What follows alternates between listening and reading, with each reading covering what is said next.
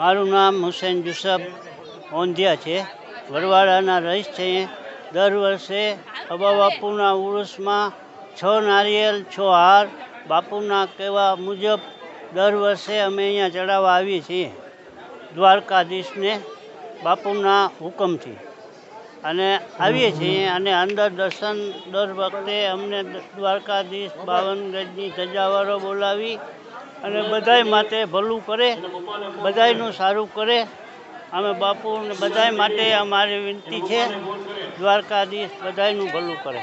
બાપુ કેટલા વર્ષથી આ પરંપરા જાળવી રાખો છો ને આ ઉરુસ કેટલા સમયથી ચાલે છે? 7/5/1977 બાપુનો પ્યાલો થઈ ગયો. એના પછી આ 48મો ઉરુસ છે અબા બાપુનો.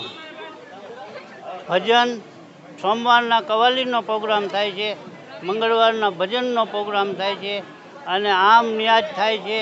હિન્દુ મુસલમાન સાથે મળીને બધા આ ઉરુસ ઉજવે છે. બાપુ શું સંદેશો આપશો દ્વારકાધીશના મંદિર આવીને? દ્વારકાધીશ બધાયનું ભલું કરે અને એકતા જળવાઈ રહીએ અને બધાય ભાઈચારાથી બધાયને. ભારત મહાન દેશ છે. ભારતના સબ નાગરિક બધાય એક થઈને રહેવા એવી દ્વારકાધીશ પાસે અમારી પ્રાર્થના છે.